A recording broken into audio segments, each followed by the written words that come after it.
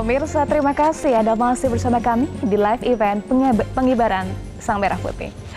Baik pemirsa, momen Hari Ulang Tahun Republik Indonesia ini tidak lepas dari jasa para pendiri bangsa, termasuk tokoh yang terlibat dalam proklamasi kemerdekaan, yakni Muhammad Hatta atau Bung Hatta. Kami akan ajak Anda berbincang dengan dua putri proklamator Muhammad Hatta tentang momen Hari Ulang Tahun Republik Indonesia. Ya. Sudah bergabung bersama kami Bu Halida dan juga Ibu Mutia. Selamat pagi. Salam sehat Ibu Halida, Ibu Mutia. Terima kasih. Baik. Terima kasih. Selamat pagi. Iya, Bu Halida dan juga Bu Mutia, saya ingin tanya soal kenangan ya. Kenangan yang paling diingat Bu Halida dan juga Bu Mutia setiap momen peringatan Hari Ulang Tahun Kemerdekaan Republik Indonesia. Saya ingin ke Bu Halida terlebih dahulu. Ya, artinya momen yang penting buat saya adalah setiap hari bersama ayah.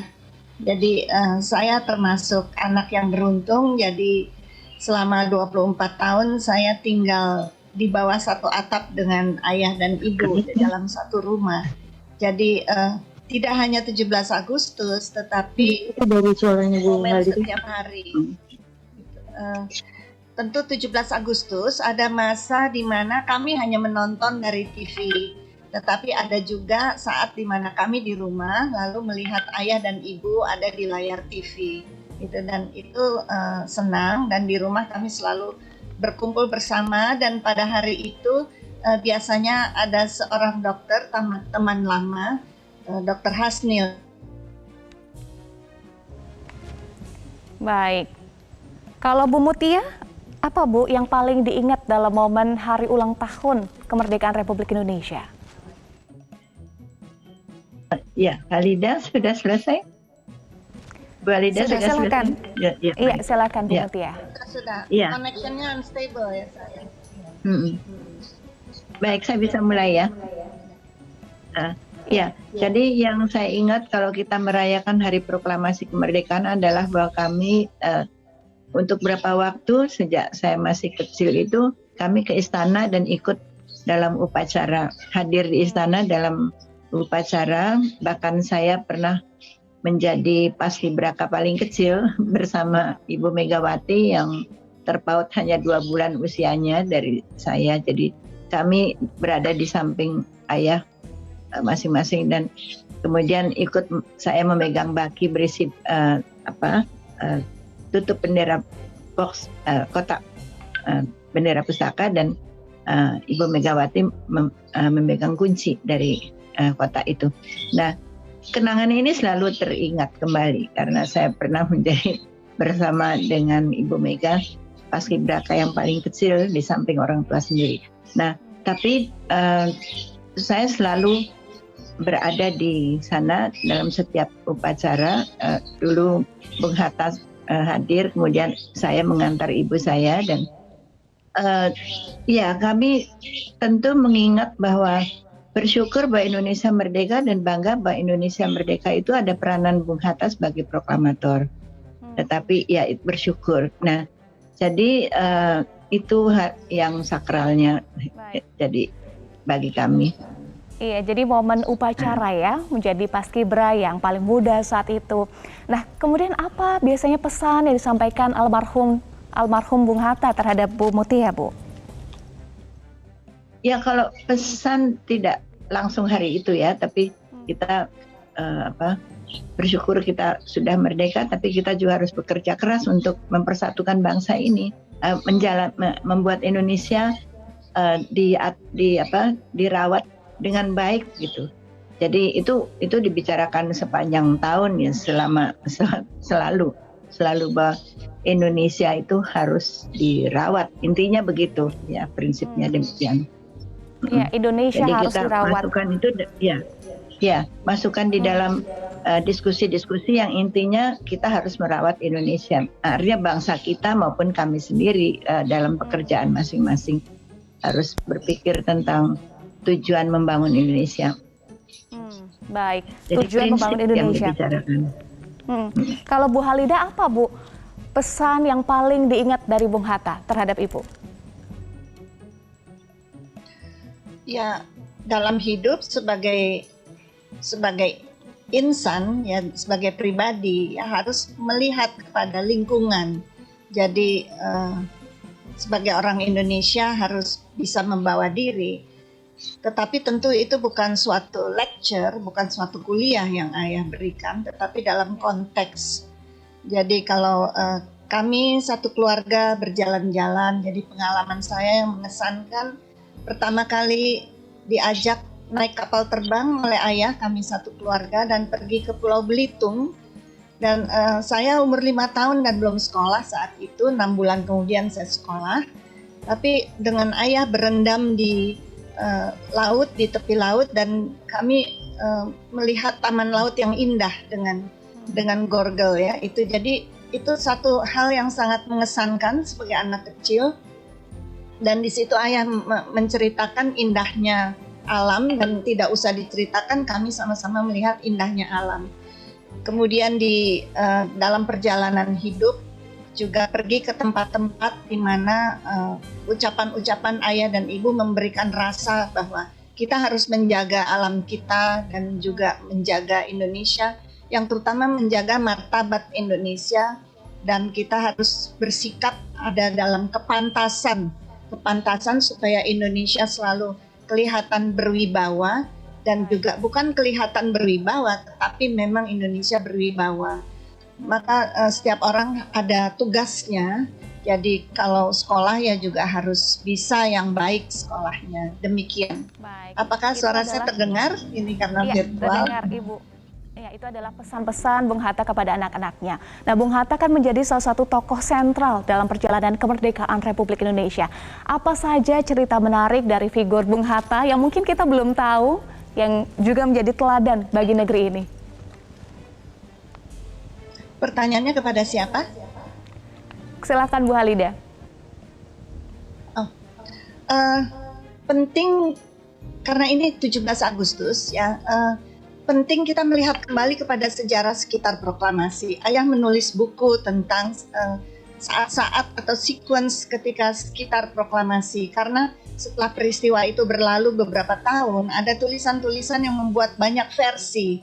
Jadi antara dongeng dan realita. Di situ ayah sampai mengeluarkan buku, menuliskan kembali, sebab sejarah itu harus ditulis dengan jujur. Karena ini kepentingan untuk generasi anak cucu. Sehingga di situ kami mendalami, artinya saya juga sangat tertarik dengan saat-saat sekitar proklamasi, dan yang saya senang sekali untuk mengingat adalah kedui-tunggalan Soekarno dan Hatta. Kepemimpinan mereka itu solid secara batinnya, mereka solid untuk tujuan yang mantap, Indonesia harus merdeka, dan bagaimana itu dihantarkannya. Jadi Bung Hatta bersama Bung Karno bilang, Bung Hatta yang menuliskan, yang mendiktekan, lalu saya yang menulis. Itu karena di situ ada ucapan-ucapan bahwa Bung Karno mengucapkan bahwa Bung Hatta itu runtut pikirannya dan ringkas tetapi padat. Jadi buku sekitar proklamasi itu diterbitkan oleh Tinta Mas tahun 1970. Nah, sekarang sudah 2021, mungkin ada bagusnya kita juga generasi berikut menggali sejarah sekitar proklamasi, karena di situ kelihatan kewibawaan kita bahwa kemerdekaan Indonesia itu dicapai dengan kekuatan, dengan tekad, kekuatan, dan bukan merupakan hadiah.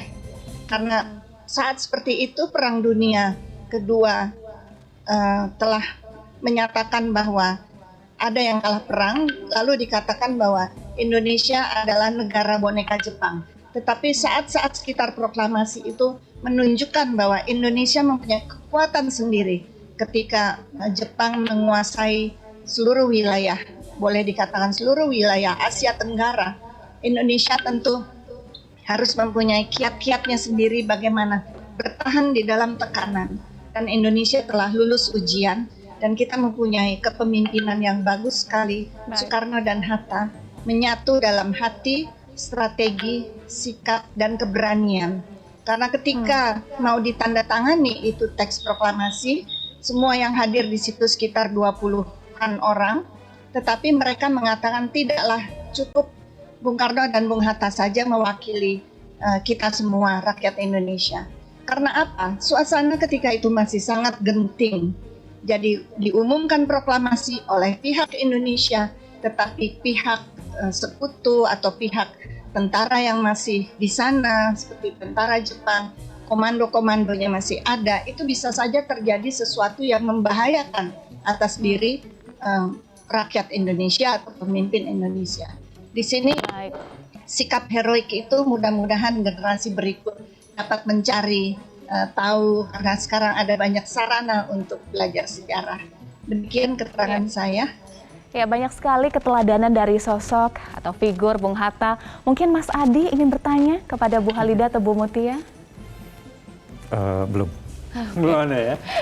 Masih pengen dengerin ya. Kita juga masih pengen dengerin kalau dari Bu Mutia, apa cerita menarik dari figur Bung Hatta kalau kita simak banyak sekali quote atau kata-kata Bung Hatta yang menggetarkan hati kita.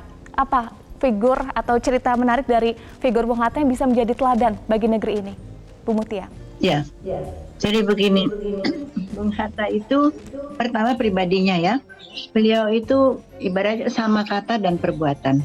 Artinya kalau mengucapkan sesuatu pasti harus dijalankan. Jadi tidak jujur itu bukan sifat Bung Hatta.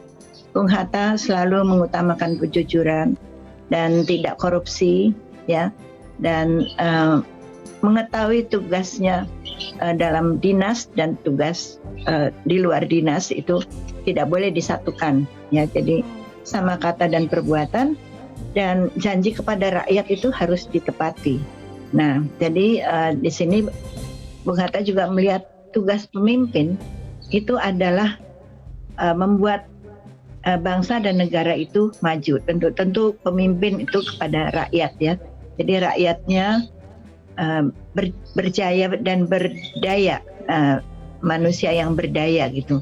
Sehingga di sini juga bukan hanya berdaya tetapi juga mempunyai karakter bangsa yang tangguh. Jadi Bung Hatta mengatakan orang pandai itu mudah dicari, tapi orang yang berkarakter itu susah dicari.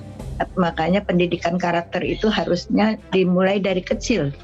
Disiplin, tepat janji, mengutamakan kepentingan orang lain, masyarakat, ya. Nanti kalau jadi pemimpin yang diutamakan bukan kepentingan kelompoknya sendiri, tetapi kepentingan rakyat. Nah itu. Karena Bung Hatta melihat pemimpin tidak minta dihormati, tetapi rakyat akan menghormati pemimpin kalau memang mereka pemimpin itu menjalankan tugas yang benar sesuai dengan tugasnya bagi kepentingan rakyat. Di situ dengan sendirinya rakyat mencintai pemimpin. Nah, ini yang Bung Hatta tidak ingin dipuja, tetapi bekerja untuk rakyat, karena memang dari dulu jiwanya dari kecil melihat kondisi-kondisi yang mendorong Bung Hatta itu memikirkan bahwa rakyat harus maju. Baik. Ya, pengalamannya, pengalaman hidupnya. Iya. Salah satu quote dari Bung Hatta yang paling saya suka nih Bu Mutia, kurang cerdas dapat diperbaiki dengan belajar, kurang cakap dapat dihilangkan dengan pengalaman, namun tidak jujur sulit diperbaiki. Itu salah satu quote Bung Hatta yang paling saya suka. Kalau Bu Mutia, apa quote Bung Hatta yang paling disuka dan paling mengena gitu? Ya, itu jadi hidup itu ya, kalau yang paling mengena adalah sebetulnya kita lihat dalam skop Indonesia, ya, ruang lingkup Indonesia, rakyat itu harus bersatu. Ya, kita semuanya harus bersatu.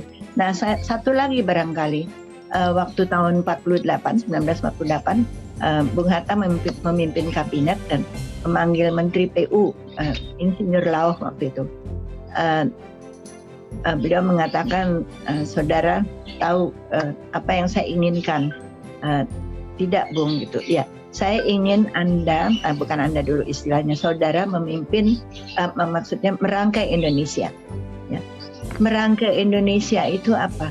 Jadi mempersatukan Indonesia di dalam membangun, tentu tergantung dari keuangan kita, ya, dan tidak dikorupsi juga gitu, keuangan negara.